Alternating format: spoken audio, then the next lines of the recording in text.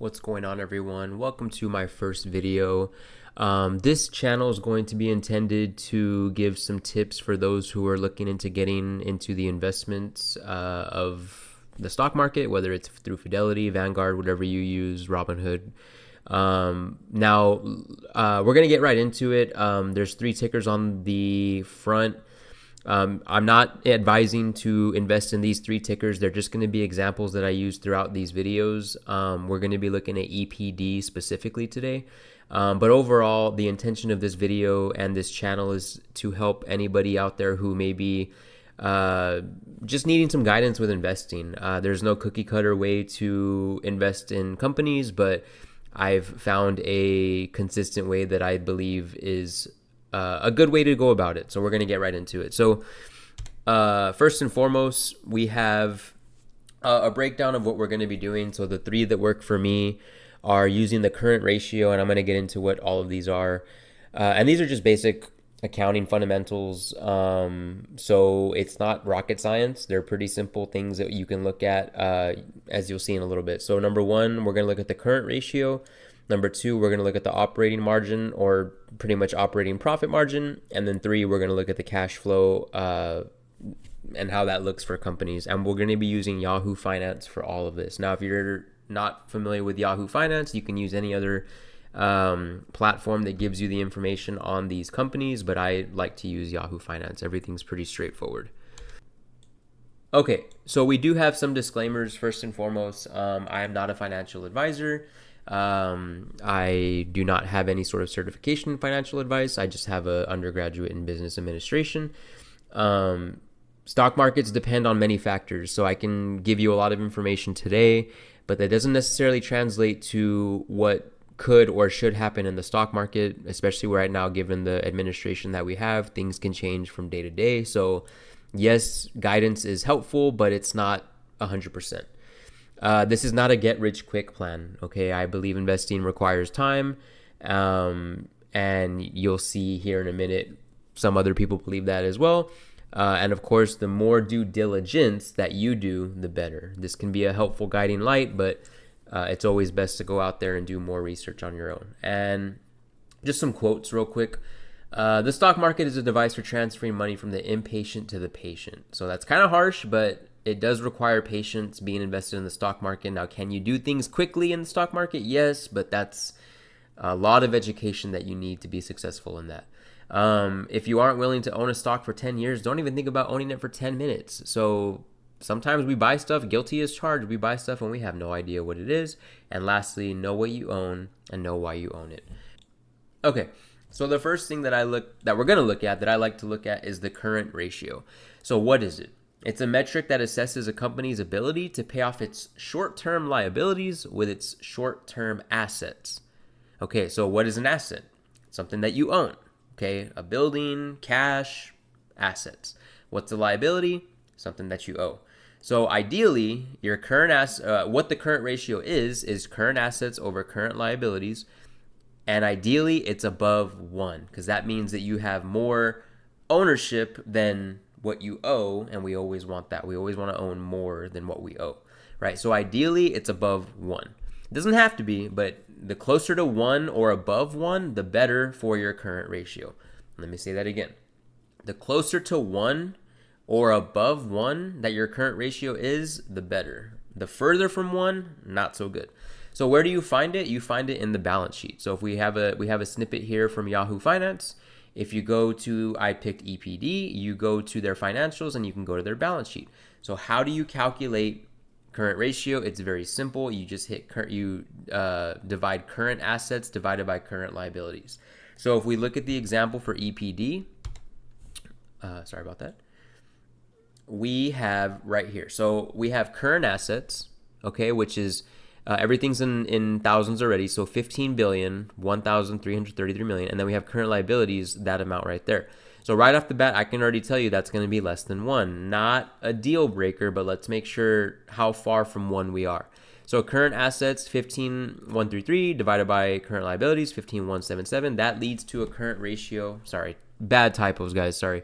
Current ratio of 0.99, The closer to 1 or higher, the better. 0.99 is not very far away from 1. So in my opinion, that is not enough to deter moving away from this stock yet. Now, is there other stuff that might make us deter? Maybe, but the current ratio being 0.99, that's a good current ratio. But the next thing we're going to look at is the operating margin. Okay, this is also known as the ROS or the EBIT. So what is it? It's essentially shows you, this is probably something you've heard a lot about, shows how much profit a company makes from its core business operations. So we obviously want this number to be higher, because if the higher number, that means we're making a higher profit. Okay, where do you find this? The income statement. And how do you calculate it? You do this by taking your operating income and dividing it by your total revenue. Now, again, this is found on the income statement. So this is not on the balance sheet as the current ratio. The operating margin is on the income statement. So what you'll do again is take your operating income, divide by your total revenue. Now that's going to give you a very small number, so we need to multiply that by 100 to give you a percentage. All right. I know this is going kind of fast, guys, but again, this is the beauty of YouTube and videos. You can go back and replay. And of course, this is my first video. I'm going to try to be more clarifying as possible. So looking at the example of operating margin and calculating for it with EPD, we have their total revenue, again on the income statement. I'm sorry, let's start with their operating income, because operating income divided by total revenue. So operating income is the numerator of 6,877,000. And then the total revenue is the denominator of 56,876,000. So you do that division, right? Operating income divided by total revenue, and that gives you operating margin of 0.12. Again, you got to multiply it by 100, and that gives you 12%. Ideally, great situation is it's already above 15%, but again, kind of like the current ratio, does not have to be exactly 15 or above. But if you have anything in the negative, or I'm not saying that there's not potential, guys, but I like to deal with secure. I like to deal with as low risk as possible. So if I can get companies that are as close to the metrics that I see fit, then I'm going to do that. So 12 is not far from 15 to me. Now, if it was 1 or 2 or again negative, then I would probably have a different opinion on it. So EPD with the current ratio that we looked at before checks out, and with the operating margin checks out. So let's look at the third one. All right. Statement of cash flow. This one's a little bit more straightforward, all right? Cash is cash is king. That's what we hear, right? You want a company that has cash on hand, because cash allows you to do more. So what is a statement of cash flow? It pretty much summarizes the cash inflows and outflows of a business. Where? On Yahoo Finance, it's right with the other tabs. It's the cash flow statement, Statman. I got so many typos in this video, guys. I'm sorry. I got to do a run through again. So how do you calculate? Or you don't need to calculate for cash flow. You just kind of look, right? So one or two things, really. 3 things. Every company is different. Okay, I'm not saying that if you have a negative cash flow that you shouldn't invest in a company. I believe Palantir not that long ago had a negative cash flow, and we see where they are now. Negative cash flow could be due to research and development. It can be due to a lot of things, reinvesting, financing. So we don't necessarily want to rule out a negative cash flow being bad. However, we're going to deal with safe, we're going to deal with secure. And if you look at EPD, we're going to break this down. Their operating cash flow is $8.3 billion. So they're getting a lot of revenue coming in. And if you look at the trajectory from the past years, right, 2021, 8,513, went down a little bit in 2022, went down even more in 2023, but look at that jump. 2024 and now 2025, they are hitting big. So if you look at their stock trajectory in the 2022-2023 time, EPD was down. So this is also a good time for you to see if there's buying opportunities with legit companies. So if you look at their free cash flow down here at the bottom, that is also, so, after expenses of, basically at the end of the day, they have a lot of cash on hand, and that is good for companies. Billions of dollars of cash on hand. That to me means that they've figured something out, right?